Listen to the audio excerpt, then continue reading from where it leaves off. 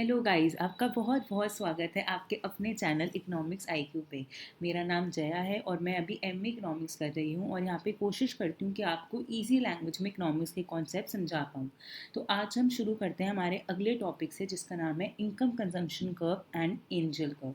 सबसे पहले income consumption curve होता क्या है और एंजल कर्व क्या होता है। हमको पता है कि हमारा एक कंज्यूमर है, वो दो गुड्स कंज्यूम करेगा, एक्स और वाई।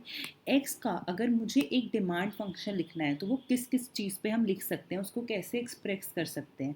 वैसे किसी भी गुड की डिमांड बहुत सारे डिटर्मिनेंट्स पर डिपेंड करती है, जैसे कि taste and preferences of consumer, future expectation of change in price, income of consumer, price of good, price of substitute and complementary good. तो ये बहुत सारे फैक्टर्स हैं जिन पे हमारे एक गुड की डिमांड डिपेंड करती है। पर जब भी हम किसी एक गुड का डिमांड फंक्शन लिखते हैं तो सिर्फ हम तीन चीज़ें लिखते हैं। एक लिखते हैं उसका price which is denoted by P x. अगर मैं यहाँ पे गुड एक्स ले रही हूँ तो उसका प्राइस पी एक्स। उसके बाद दूसरा गुड, क्योंकि हम पता है कि हमारा जो कंज्यूमर है वो हमेशा दो गुड कंज्यूम करता है, तो दूसरे का good price which is p y, और कंज्यूमर की income which is denoted by m. तो इसका मतलब हुआ कि अगर हमें एक कंज्यूमर का डिमांड फंक्शन लिखना है तो वो किस किस टर्म में होगा। पी एक्स की टर्म में होगा which is the price of good, p y की टर्म में होगा which is the price of other good, और एम की टर्म में होगा which is the income of the consumer. इसी तरह अगर मैं गुड वाई का भी लिखना चाहूँ तो गुड वाई का भी इन्हीं टर्म्स में होगा, उसके खुद के प्राइस में विच इज़ पी वाई, ये पी वाई। उसके बाद एक दूसरा गुड विच इज़ एक्स, उसका price which is P x, और कंज्यूमर की इनकम विच इज़ एम। एक मिनट। तो ये तीन फैक्टर्स हो गए जिसपे हम किसी भी गुड का डिमांड फंक्शन को एक्सप्रेस करते हैं।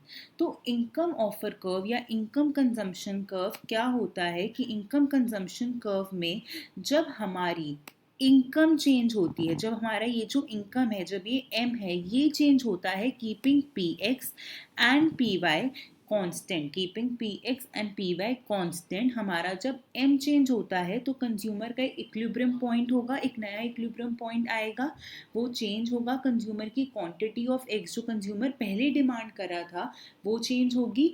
जब हम उन सारे पॉइंट्स को ज्वाइन करते चले जाएंगे तो हमें मिलेगा इनकम ऑफर कर्व या फिर इनकम कंजम्पशन कर्व। और उसी इनकम कंजम्पशन कर्व से हम डिराइव करते हैं एंजल कर्व, जो हमें एक्सप्लेन करता है relationship between the income and the quantity demanded of good. हमने 12th में डिमांड कर्व पढ़ा था। डिमांड कर्व प्राइस और क्वांटिटी डिमांडेड ऑफ गुड के बीच में बताता है कि आप कितने प्राइस पे आप कितनी यूनिट्स ऑफ एक्स कंज्यूम कर रहे हो, वो बताता है।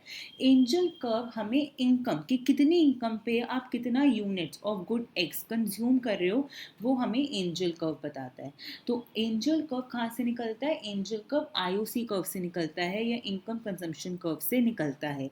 इनकम कंजम्पशन कर्व का मतलब ये है कि जब हमारी इनकम चेंज हो रही है keeping p x that is the price of good and the p y which is the price of other good constant, keeping the relative price ratio constant, तो हमें इनकम ऑफर कर्व मिलता है। अब जो income offer curve है ना, वो हम बहुत सारे लोगों के लिए, मतलब बहुत सारे गुड्स के लिए निकाल सकते हैं, जैसे कि नॉर्मल गुड्स हो गया, इंफीरियर गुड हो गया, well behave utility function, Cobb Douglas utility function, perfect complement के लिए। तो हम एक एक करके इसके सारे डिफरेंट केसेस पढ़ेंगे। सबसे पहले हम बात कर रहे हैं नॉर्मल गुड्स की। नॉर्मल गुड्स क्या होते हैं? Normal goods are those goods whose demand increases with an increase in income. मतलब हमको अगर नॉर्मल गुड के बारे में देखना है तो नॉर्मल गुड हमारे पास वो सारे गुड्स हैं जिनकी डिमांड इंक्रीज होती है इंक्रीज इन इनकम से। मतलब अगर कंज्यूमर ओरिजिनली एम ले रहा था, उसकी ओरिजिनल इनकम एम थी और वो एक्स क्वांटिटी ले रहा था, और वो एक्स क्वांटिटी ले रहा था एक्स की, बट अब उसकी इनकम क्या हो गई? इंक्रीज हो गई। उसकी इनकम यहाँ पे इंक्रीज हो गई और वो बन गई एम डैश, वो बन गई एम डैश। तो कंज्यूमर ऑब्वियसली एक्स की क्वांटिटी को बढ़ाएगा। तो जब वो एक्स की क्वांटिटी को बढ़ाएगा और एक्स डैश कंज्यूम करेगा, उसने एक्स की क्वांटिटी को बढ़ाया और एक्स डैश कंज्यूम किया, तो ये जो एक्स है हमारे पास, ये हमारा किस किस तरीके से बिहेव करेगा, ये बिहेव करेगा नॉर्मल गुड्स की तरह। इसका मतलब है कि ये जो डी एक्स है, मतलब हमारा जो डेरिवेटिव होगा एक्स का, ये जो डी एक्स है डिवाइडेड बाय, इसका मैं लूँगी with respect to M, D M, ये हमेशा पॉजिटिव होगा, ग्रेटर देन ज़ीरो होगा। तो नॉर्मल गुड्स वो गुड्स होते हैं, जैसे कि अगर हम एक एग्जांपल लें, हमारा एक कंज्यूमर है, उसकी 1,000 रुपये इनकम थी और उसको एक टीवी खरीदना था जो 50,000 का था। अब वो 1,000 रुपये की इनकम में क्या 50,000 का टीवी खरीद सकता है? नहीं खरीद सकता। बट अगर इसी तरीके से उसकी इनकम इंक्रीज़ हो गई और उसकी इनकम इंक्रीज़ 1,00,000 हो गई, तो वो 50,000 का टीवी खरीद सकता है। तो इसका मतलब क्या हुआ, इनकम इंक्रीज़ होने से वो टीवी खरीद पा रहा है, तो टीवी एक तरीके का नॉर्मल गुड हो गया। तो सबसे पहले तो नॉर्मल गुड हमें पता होना चाहिए कि नॉर्मल गुड क्या है। वो गुड जिसकी डिमांड इंक्रीज होती है विद इंक्रीज इन इनकम। अब अब हमने इसको डायग्रामेटिकली समझेंगे आईओसी को, और उससे हम डिराइव करेंगे एंजल कर्व। ये हमारे पास है ए बी, जो हमारी क्या है, इनिशियल बजट लाइन है। जब हमारी इनकम, कंज्यूमर की इनकम एम थी, तो उसकी बजट लाइन थी, वो थी ये ए बी। ठीक है, इस पे ये indifference curve, IC indifference curve tangent था एट पॉइंट ई, तो ये हमारा कंज्यूमर इक्विलिब्रियम पॉइंट हो गया। उसके बाद हमारी इनकम इंक्रीज हो गई, हमारी इनकम क्या हो गई, इंक्रीज हो गई, और वो बन गई एम डैश। जब भी हमारी इनकम इंक्रीज होती है, बजट लाइन हमेशा हमारी क्या करती है, बजट लाइन हमेशा पैरेलल शिफ्ट करती है आउटवर्ड, मतलब budget line will always shift outward, parallelly वो शिफ्ट करती है। तो वो ए बी से कहाँ बन गई, वो ए बी से सी डी पहुँच गई। और यहाँ पे I C dash indifference curve पे वो टेंजेंट है एट पॉइंट ई डैश। मतलब हमारा पहले इक्विलिब्रियम पॉइंट ई था जब हमारी इनकम एम थी, जब हमारी इनकम इंक्रीज हुई और एम डैश बनी, तो हमारा इक्विलिब्रियम ई डैश हो गया। तो जब मैं इन सारे पॉइंट्स को ई डैश और इस ओरिजिन को ज्वाइन कर दूंगी, मुझे क्या मिलेगा, मुझे मिल जाएगा आई ओ सी। यहाँ पे मैं और इनकम भी ले सकती हूँ कि वो एम डैश से, अब वो एम डैश से फिर से इंक्रीज होके एम डबल डैश बन गई। जब वो एम डबल डैश बनी, तो उसके बाद सी डी से मेरी बजट लाइन फिर से शिफ्ट हो जाएगी पैरेलली टूवर्ड्स, सपोज ये पैरेलली टूवर्ड्स यहाँ पे जी एच पे हो गई, और इस जी एच से यहाँ पे एक और जी एच पे हो गई, फिर यहाँ पे एक और आई सी टेंजेंट हो गया, तो यहाँ पे एक और हमारे पास इक्विलिब्रियम, नया इक्विलिब्रियम पॉइंट आ गया which is E double dash. तो उससे हम सारे, जब इन सारे पॉइंट्स को कनेक्ट करते रहेंगे विद द ओरिजिन, तो हमको मिल जाएगा हमारा आईओसी कर्व। हमारा ये आईओसी कर्व हो गया। अब इस आईओसी कर्व से हम डिराइव करते हैं एंजल कर्व। और एंजल कर्व क्या है, एंजल कर्व हमारे पास एक रिलेशनशिप बताता है इनकम के बीच में and quantity demand of good के बीच में। अब सपोज करो हमारी जब ओरिजिनल इनकम एम थी, ठीक है, ये ओरिजिनल इनकम एम है, तो कंज्यूमर ई पॉइंट ले रहा था। इस ई इक्विलिब्रियम पॉइंट पे वो कुछ क्वांटिटी ऑफ एक्स लेता होगा, एक मिनट, ये पेन, वो कुछ क्वांटिटी यहाँ पे ऑफ एक्स लेता होगा। ठीक है, अब जब उसकी एम डैश इनकम इंक्रीज हो गई, मतलब उसकी एम डैश इनकम बन गई, एम इनकम इंक्रीज हो गई, तो बजट लाइन पैरेलली शिफ्ट हो गई और new equilibrium point E dash हो गया। वहाँ पे उसने x dash quantity of good लेना पसंद कर दिया, मतलब अब वो x dash of quantity goods ले रहा है।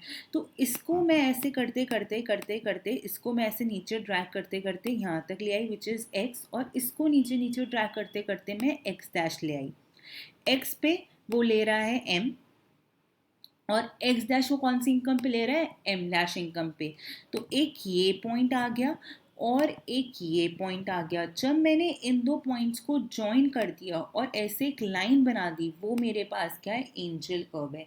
एंजल कर्व एक्सप्लेन करता है relationship between income and good X and the units of x, quantity demanded of x. ये हमको हमेशा देखना है कि हम आईओसी पे, हम सिर्फ आईओसी पे गुड एक्स ले रहे हैं और गुड वाई ले रहे हैं। बट जब एंजल कर्व बनाएंगे तो हम एक्स एक्सिस पे गुड एक्स ले रहे हैं और वाई एक्सिस पे हम इनकम ले रहे हैं।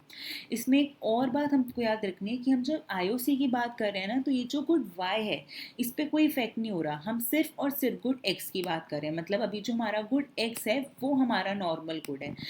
वैसे तो वाई भी हमारा नॉर्मल गुड हो सकता है, बट अभी हम उसकी बात नहीं कर रहे हैं, हम उस पर श्योर नहीं है कि वो गुड वाई हमारा नॉर्मल गुड है या नहीं। गुड एक्स तो हमारा पक्का पक्का नॉर्मल गुड है, और ये हमने गुड एक्स के लिए ही, which is our normal good, वो हमने आईओसी बनाया है। एक बार मैं इसको फिर से समझा देती हूँ। हमारे पास एम इनकम थी, एम इनकम पे कंज्यूमर की बजट लाइन ए बी थी और इंडिफरेंस कर्व आई सी था। Indifference curve budget line A B पे टेंजेंट था एट पॉइंट ई। वहाँ पे कंज्यूमर एक्स क्वांटिटी ले रहा था गुड की। अब उसकी इनकम इंक्रीज हो गई और वो बन गई एम डैश। जब वो एम डैश बनी, मतलब जब भी इनकम इंक्रीज होती है हमारी बजट लाइन शिफ्ट करती है पैरेलली। जब बजट लाइन शिफ्ट करती है तो वो इस ए बी से क्या हो जाएगी, वो यहाँ पे सी डी आ जाएगी। मतलब हमारी अब new budget line C D है, हमें सी डी पे इक्विलिब्रियम पॉइंट ढूंढना है। तो हमने यहाँ पे एक आई सी बनाया which is I C dash. वो आई सी डैश इस new budget line C D पे टेंजेंट है एट पॉइंट ई। मतलब हमारा वो एट पॉइंट ई डैश, तो वो हमारा क्या हो जाएगा, एक न्यू इक्विलिब्रियम पॉइंट हो गया। यहाँ पे कंज्यूमर एक गुड कंज्यूम करेगा जिसको हमने नाम दे दिया एक्स डैश, जिसको हमने क्या नाम दे दिया, एक्स डैश नाम दे दिया। जब हम इन सारे पॉइंट्स को, इस ई को, इस ई डैश को और इसको ओरिजिन से जोड़ते हैं तो हमारे पास एक स्ट्रेट लाइन आती है जो आईओसी कहलाती है। जो क्या कहलाती है, आईओसी कहलाती है। तो आईओसी क्या हो गया कि हमारे को ओरिजिन ई और ई डैश को जब मैंने जोड़ दिया तो मेरे पास एक स्ट्रेट लाइन कर्व आया विच इज़ आईओसी। अब इसी आईओसी से मैं एंजल कर्व ड्रॉ करूंगी। जब मेरे पास इक्विलिब्रियम पॉइंट ई था या फिर जब मेरे पास इनकम एम थी तो मेरा इक्विलिब्रियम पॉइंट ई बन रहा था और कंज्यूमर एक्स गुड ले रहा था। तो इनकम एम, इक्विलिब्रियम पॉइंट यहाँ से नीचे नीचे करते हुए एक्स गुड ले रहा था ई पॉइंट पे, ये पॉइंट आ गया। जब इनकम बढ़ी तो वो एम डैश हो गई, तो कंज्यूमर ने ई डैश इक्विलिब्रियम पॉइंट बनाया और वो एक्स डैश कंज्यूम करा था। तो इसके नीचे नीचे करते हुए वो एक्स डैश आ गया ई डैश पॉइंट पे विद इनकम एम डैश। तो एक पॉइंट ये हो गया और एक पॉइंट ये हो गया। अब इन्हीं पॉइंट्स को जो हम कनेक्ट कर देंगे तो हमारे पास आ जाएगा एंजल कर्व। तो यही हमारे पास है IOC and Engel curve for normal goods. और जो दोनों ही हैं वो स्ट्रेट लाइन है, मतलब IOC and Engel curve for normal goods both are straight line. अब हम बात करते हैं अगले गुड की जिसका नाम है इन्फीरियर गुड। इन्फीरियर गुड्स क्या होते हैं, इन्फीरियर गुड अपोजिट होते हैं नॉर्मल गुड्स के। नॉर्मल गुड्स वो थे जिनकी इनकम इंक्रीज होने पे डिमांड भी बढ़ रही थी, जैसे कि टीवी। बट कभी कभी क्या होता है, हमारे पास इनकम इंक्रीज होने से डिमांड कम होती है। फॉर एग्जाम्पल हमारे पास दो मिल्क आते हैं, एक होता है हमारे पास टोन मिल्क और एक होता है फुल क्रीम मिल्क। एक आदमी है जिसकी इनकम 500 रुपये है, तो वो अभी टोन मिल्क ले पा रहा था। बट अब उसकी इनकम इंक्रीज हो गई, वो 1000 रुपये हो गई। तो वो टोन से कहाँ पे शिफ्ट हो गया, फुल क्रीम मिल्क पे शिफ्ट हो गया। तो क्या टोन मिल्क की डिमांड बढ़ी, टोन मिल्क की डिमांड तो कम हुई with increase in income. Income तो इंक्रीज हुई, 500 से 1000 हुई, पर टोन मिल्क से वो फुल क्रीम मिल्क में शिफ्ट हो गया। तो टोन मिल्क वो कंज्यूम नहीं कर पा रहा है, उसकी डिमांड कंज्यूम नहीं बढ़ पा रही है। तो टोन मिल्क इस केस में क्या हो गया, इन्फीरियर गुड्स। तो इन्फीरियर गुड्स वो सारे गुड्स हैं, inferior goods are those good whose demand decreases, जिसकी डिमांड डिक्रीज होती है with an increase in income. अब इसका हमको बनाना है IOC curve and Engel curve. तो हमारे पास अभी हम इसमें हाथ से लिखते हैं कि हमारे पास ये ओरिजिनल ओल्ड हमारे पास इनकम एम थी। हमारी जो ओल्ड इनकम एम पे हमारी जो बजट लाइन थी वो ए बी थी, वो यहाँ पे बजट लाइन ए बी थी। उस पर हमारा आई सी आई था, मतलब जो हमारा ओल्ड इंडिफरेंस कर्व था वो हमारे पास क्या था, आई सी आई था। हमारा जो ओल्ड इक्विलिब्रियम पॉइंट था वो ई था और उस पर कंज्यूमर कौन सी क्वांटिटी कंज्यूम कर रहा था, एक्स क्वांटिटी कंज्यूम कर रहा था। जैसे कि यहाँ पे ये देखो, ये हमारी ए बी बजट लाइन है, इस पे हमारा आई सी, ये ओल्ड आई सी है जिस पे कंज्यूमर क्या कर रहा है, इक्विलिब्रियम पॉइंट ई है जिस पे कंज्यूमर एक्स क्वांटिटी कंज्यूम कर रहा है, और उसी को मैंने ऐसे ऐसे करते हुए यहाँ पे नीचे लिखा है एक्स पे।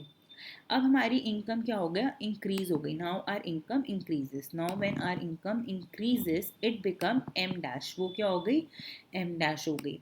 ठीक है भाई, जब भी इनकम इंक्रीज होगी तो बजट लाइन हमेशा पैरेलली शिफ्ट करेगी आउटवर्ड। तो वो ए बी से कहाँ पे आ गई, सी डी पे आ गई, मतलब वो यहाँ पे आ गया सी डी पे।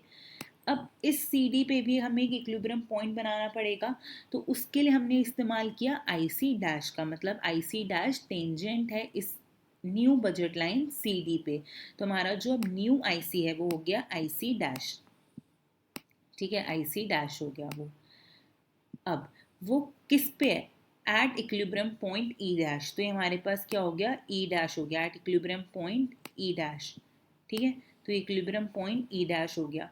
इस पे कंज्यूमर कुछ कंज्यूम कर रहा है units of goods which are X dash, तो वो हो गया एक्स डैश। ठीक है, वो हो गया एक्स डैश। अब अगर हम नॉर्मल गुड की बात करते तो नॉर्मल गुड पे देखो यहाँ पे, अब देखो एक्स बड़ा है या एक्स डैश बड़ा है, मेरे पास एक ये क्वांटिटी है और एक ये क्वांटिटी है, इसमें से कौन सी बड़ी है, ये बड़ी है, एक्स बड़ा है या एक्स डैश बड़ा है, एक्स बड़ा है। ठीक है, एक्स बड़ा है।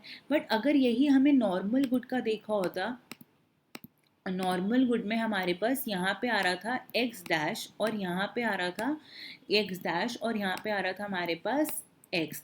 तो इसमें क्या था कि इसमें एक्स डैश बढ़ा था, मतलब इनकम बढ़ने से हमने अपनी क्वांटिटी भी बढ़ाई थी, हमारा एक्स डैश बढ़ा था, हमारी जो न्यू क्वांटिटी थी वो ओल्ड क्वांटिटी से बड़ी थी नॉर्मल गुड में। बट इन्फीरियर गुड में ऐसा नहीं होगा। इन्फीरियर गुड में हमारा ये पॉइंट एक्स है और ये पॉइंट एक्स डैश है, ये जो पॉइंट है ये एक्स डैश है हमारा, तो यहाँ पे एक्स डैश कम है एक्स से, मतलब एक्स बड़ा है। यहाँ पे ओल्ड क्वांटिटी, जो ओल्ड क्वांटिटी है वो बड़ी है, क्योंकि ये इन्फीरियर गुड है। यहाँ पे इनकम इंक्रीज होने से डिमांड इंक्रीज नहीं होती, वो डिक्रीज होती है। तो हमारा जो इक्विलिब्रियम पॉइंट है वो यहाँ आया, ना कि वो यहाँ आया।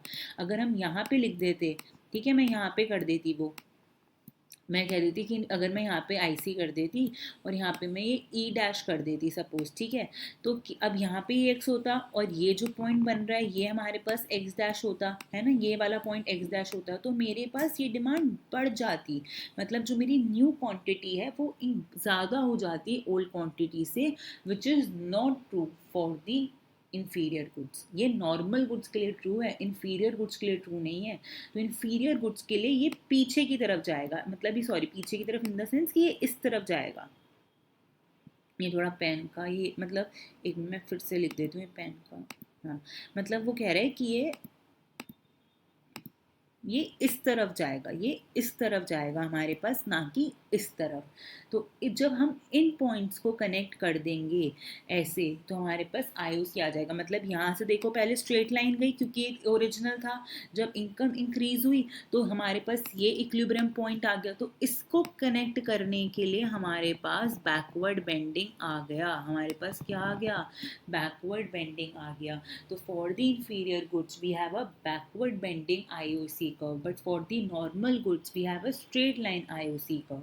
अब यहीं से एंजल कर्व निकाल सकते हैं कि जब ओल्ड इनकम थी तो हमारे पास कंज्यूमर एक्स ले रहा था, मतलब जब ओल्ड इनकम थी तो कंज्यूमर एक्स ले रहा था, जो हमारी इनकम इंक्रीज हुई वो एम डैश बनी, तो कंज्यूमर ने देखो, ये कंज्यूमर ने एक्स डैश लेना शुरू कर दिया, तो उसने एक्स डैश लेना शुरू कर दिया।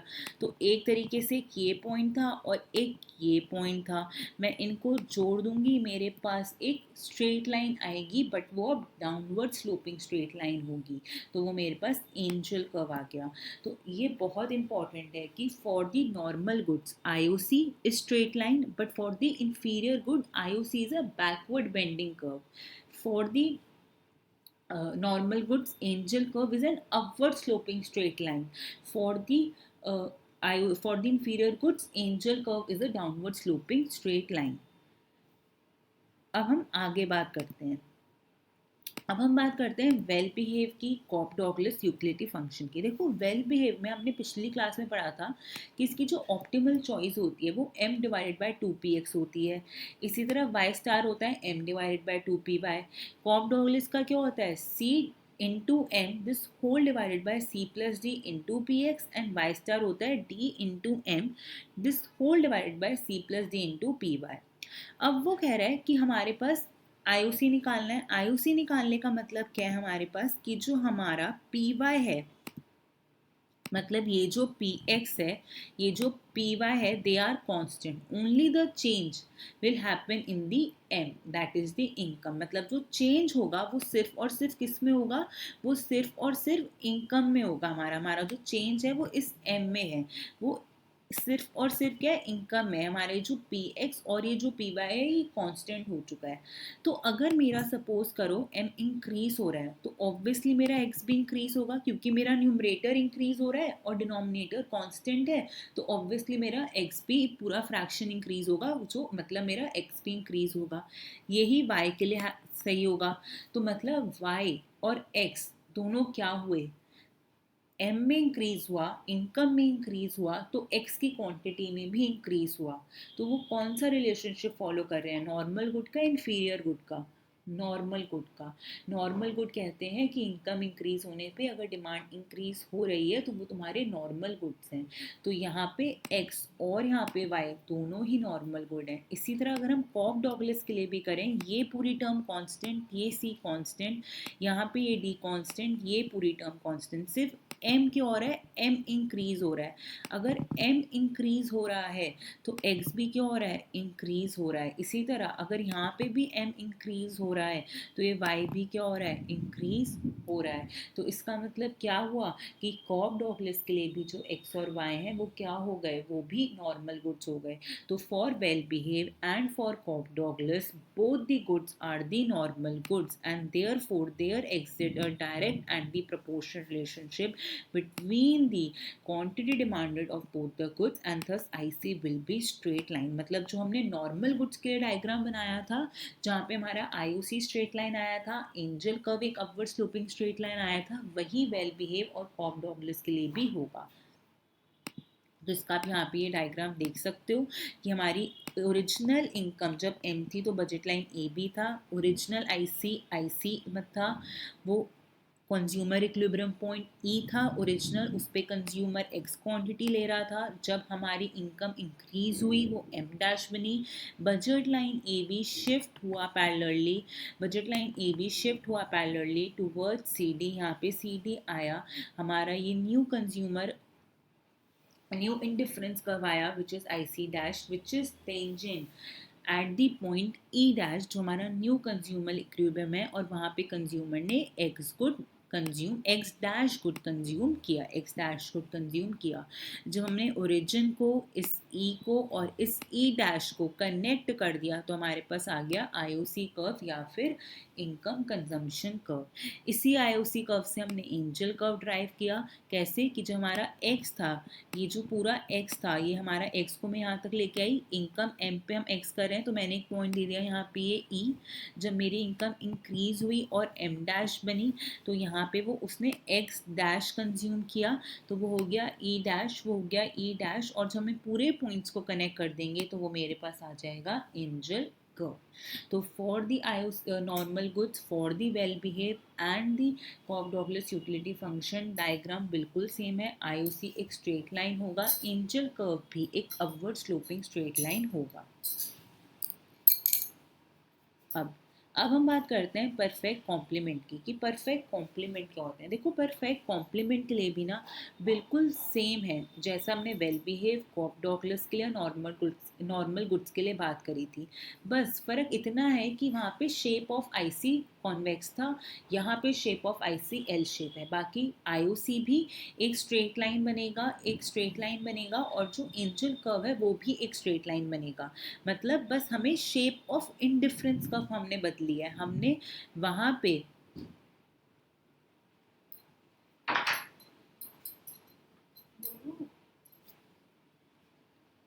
वहां पे आईसी हमारे पास क्या था, एक कॉन कॉन्वेक्स शेप में था हमारा आईसी वहाँ पे, पर यहाँ पे हमारा आईसी क्या है, वो यहाँ पे एल शेप है, क्योंकि परफेक्ट कॉम्प्लीमेंट यूटिलिटी फंक्शन की बात हो रही है, बाकी पूरा सेम है।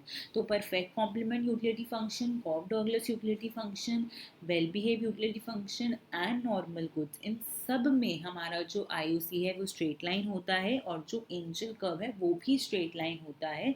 बस परफेक्ट कॉम्प्लीमेंट यूटिलिटी फंक्शन में बस इतना सा फ़र्क है कि जो शेप है डिफरेंस कर्व की वो चेंज हो चुकी है, वो एल शेप हो चुकी है, क्योंकि हमने पिछली क्लास में पढ़ा था कि जो परफेक्ट कॉम्प्लीमेंट यूटिलिटी फंक्शन होता है उसकी जो शेप होती है आईसी की वो एल शेप होती है। ठीक है, अब हम आगे चलते हैं, जो है हमारे पास कॉसी लीनियर। कॉसी लीनियर क्या होता है? देखो, हमने कॉसी लीनियर में हमने पढ़ा था कि कॉसी लीनियर का अगर हमको यूटिलिटी फंक्शन याद हो तो वो क्या था? वो था हमारे पास लॉग एक्स, की लॉग एक्स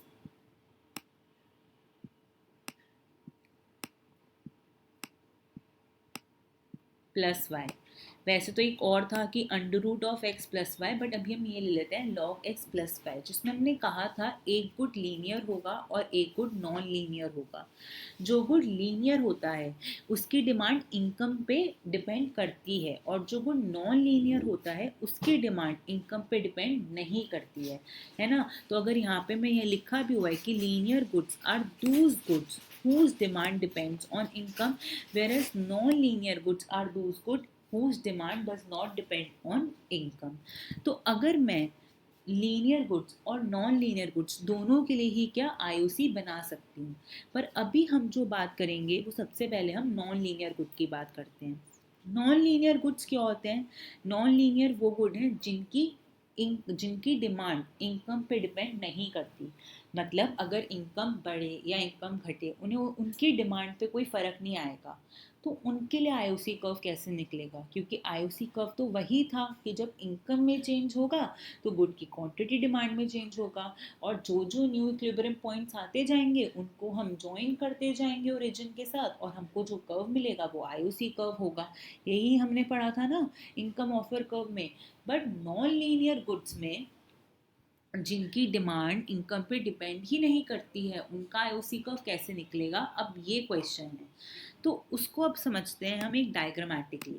तो हमारे पास देखो, ये ओरिजिनल है ए बी बजट लाइन, जिसपे इनकम हमारी क्या थी? एम थी, जिसपे मैंने यहाँ पे लिख दिया हमारी इनकम एम थी। जो आईसी पे क्या था? टेंजेंट था एट पॉइंट ई, और कंज्यूमर एक्स क्वांटिटी ले रहा था, कंज्यूमर एक्स क्वांटिटी ले रहा था। अब हमारी इनकम इंक्रीज हुई। इनकम जब इंक्रीज हुई तो वो क्या बन गई? एम डैश बन गई। जब भी हमारी इनकम इंक्रीज होती है हमारी बजट लाइन हमेशा पैरेलली शिफ्ट करती है, तो वो ए बी से सी डी पे आ गई। अब इस C D new budget line पे भी इक्विलिब्रियम पॉइंट होगा, तो वो हमने कैसे पता लगाएंगे? For good x which is a non linear good. इसका मतलब है इसकी डिमांड पे कोई फ़र्क नहीं पड़ रहा है, इसकी डिमांड पे कोई फ़र्क नहीं पड़ रहा है। तो इसका मतलब है कि एक्स, ये जो एक्स है वो इतना ही कंज्यूम करेगा जितना वो पहले कंज्यूम कर रहा था, क्योंकि इनकम के इंक्रीज या डिक्रीज होने से उसकी डिमांड पे तो कोई फर्क पड़ नहीं रहा।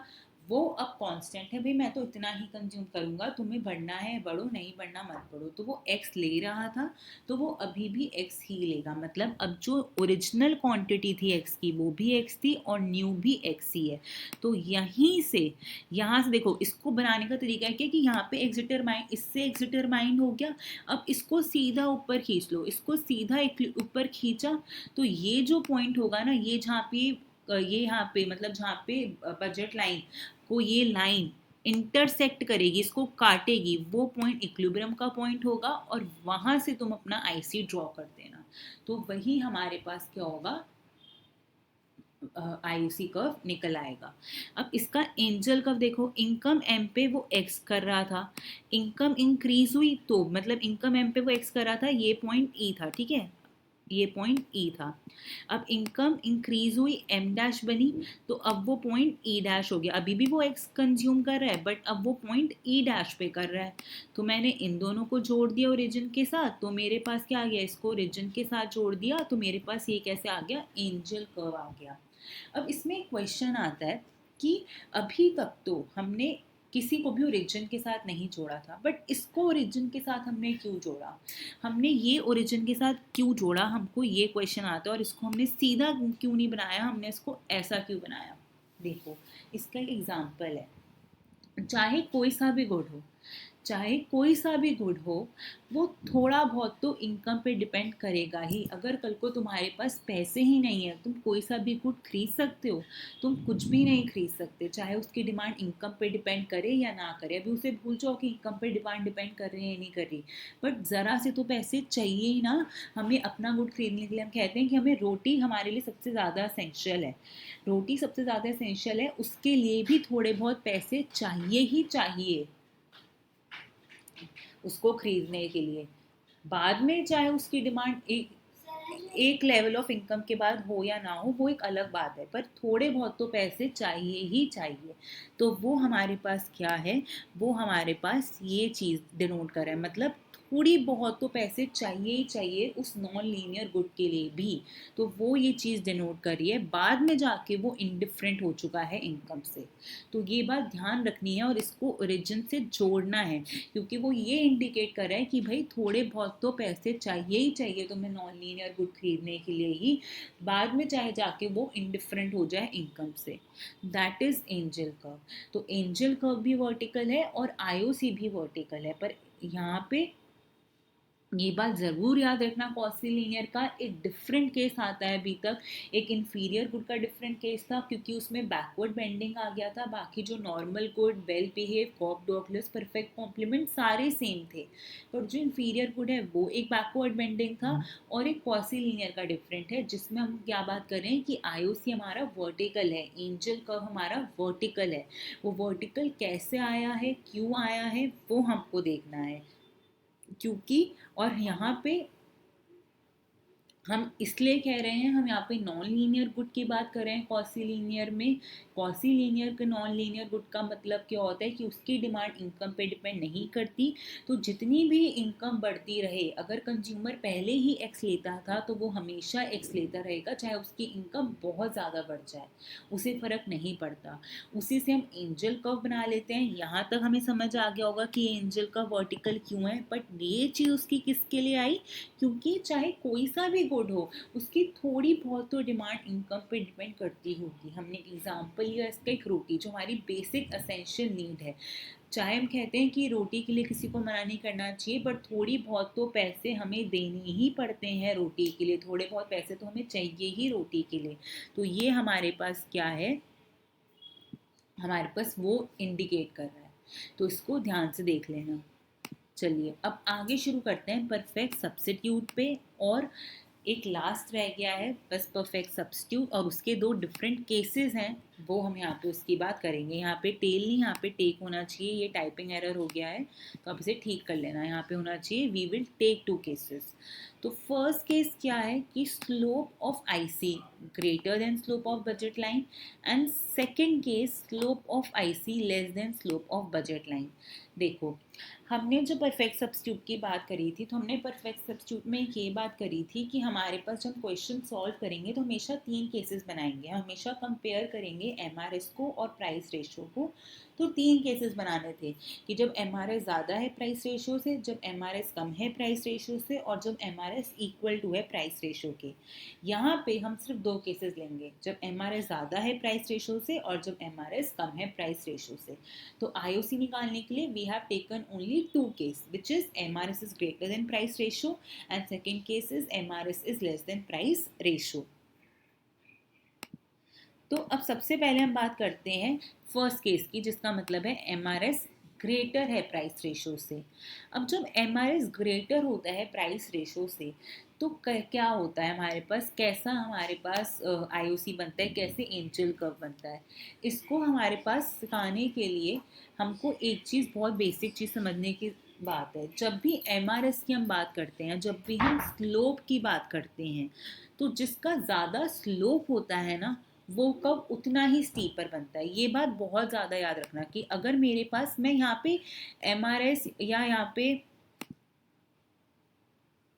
मैं यहाँ पे एमआरएस की, या मैं यहाँ पे क्या कहते हैं बजट लाइन की बात नहीं करी, यहाँ पे मैं हर एक कर्व की बात कर रही हूँ। एक ही प्रॉपर रूल है, जिसका स्लोप जितना ज़्यादा बनेगा वो कर्व उतना ही स्टीपर होगा, वो कर्व उतना ही क्या होगा, स्टीपर होगा। और जिसका स्लोप जितना कम होगा वो कर्व उतना ही क्या होगा, फ्लैटर होगा। तो इसमें था कि MRS greater than price ratio, MRS greater है प्राइस रेशो से। एमआरएस किसका स्लोप है, आईसी का स्लोप है। प्राइस रेशो किसका स्लोप है, बजट लाइन का स्लोप है। तो इसका मतलब क्या है कि जो आईसी है वो क्या होगा, स्टीपर होगा। IC will be steeper and budget line will be flatter. तो पहली तो चीज़ ये, ठीक है, ये पहले समझ आ रहा है ना कि किसी भी चीज़ का स्लोप जितना ज़्यादा होगा वो कर्व उतना ही स्टीपर बनेगा। तो इसमें था कि slope of IC is greater than slope of budget line, तो एम आर एस ग्रेटर है P X by P Y से, क्योंकि एम आर एस स्लोप है आईसी का और प्राइस रेशियो स्लोप है बजट लाइन का, तो आईसी स्टीपर बनेगा और बजट लाइन फ्लैटर बनेगी। पहला पॉइंट ये। दूसरा पॉइंट ये, जब भी ये कंडीशन होती है कंज्यूमर कौन सा गुड कंज्यूम करता है, या आप मुझे एक बार आप खुद सोचो ये कंज्यूमर कौन सा गुड कंज्यूम करता है, क्योंकि मैंने पिछली क्लास में बताया था ये consumer will only consume good X and no amount of good Y। तो हम ये दो कंडीशंस का इस्तेमाल करेंगे, एक स्टीपर फ्लैटर की और एक कौन सा गुड वो कंज्यूम करेगा और कौन सा गुड वो नहीं कंज्यूम करेगा। तो इस केस में पहला क्या है कि आईसी, पहला हमारे पास की पॉइंट क्या है, IC steeper, budget line flatter, और दूसरा will only consume good X and no amount of good Y. तो हमको फर्स्ट केस के लिए ये तीन चीज़ों का ध्यान रखना है, IC steeper, budget line flatter and will only consume good X and no amount of good Y. ठीक है, अब इसको डायग्रामेटिकली समझते हैं। मैंने जितने भी रेड लाइन्स, ये जो रेड लाइन्स दिख रही हैं, ये जो रेड लाइन्स हैं they denote the budget line, whereas these blue lines they denote the ICs. अब देखो बजट लाइन क्या है, थोड़ी फ्लैटर है ना, फैली हुई है ना बजट लाइन, पर स्टीपर क्या है, स्टीपर ऐसे हैं, बहुत ऊपर ऊपर खड़ी हुई हैं, वो ऊपर ऊपर क्या है, खड़ी हुई हैं। तो that is the steeper ICs and these are the flatter budget line. अब मैंने कहा मेरी ए बी बजट लाइन है, कंज्यूमर सिर्फ और सिर्फ एक्स कंज्यूम करेगा, मतलब कंज्यूमर सिर्फ और सिर्फ ये वाला पॉइंट कंज्यूम करेगा, तो उससे मेरा जो इंडिफरेंस कर्व आ रहा है वो मेरा आईसी इंडिफरेंस कर्व है, वो मेरा क्या है, आईसी इंडिफरेंस कर्व है, और वो यहाँ पे वो मेरा इक्विलिब्रियम पॉइंट बताएगा जो होगा बी, क्योंकि कंज्यूमर सिर्फ और सिर्फ एक्स कंज्यूम कर रहा है तो वो ऑब्वियसली एक्स एक्सिस पे लाई करेगा कंज्यूमर इक्विलिब्रियम पॉइंट, जो यहाँ पे लाई करेगा, तो यहाँ पे आईसी हो गया। अब बजट लाइन इंक्रीज हुई तो मेरी बजट लाइन ए बी से सी डी पे शिफ्ट हो गई, पर कंज्यूमर अभी भी सिर्फ और सिर्फ एक्स कंज्यूम कर रहा है, मतलब अपनी सारी की सारी इनकम एक्स पे डाल रहा है, तो वो ये वाले पॉइंट ऑब्वियसली कंज्यूम करेगा। तो यहाँ से जो इंडिफरेंस कर्व निकला वो मेरे पास न्यू इंडिफरेंस कर्व हो गया विच इज आई सी डैश, वो मेरे पास न्यू इंडिफरेंस कर्व हो गया विच इज आई सी डैश। तो मेरे पास एक कंज्यूमर इक्विलिब्रियम पॉइंट बी हो गया, ओल्ड कंज्यूमर इक्विलिब्रियम पॉइंट है बी, जब इनकम इंक्रीज हुई तो new consumer equilibrium point D हुआ।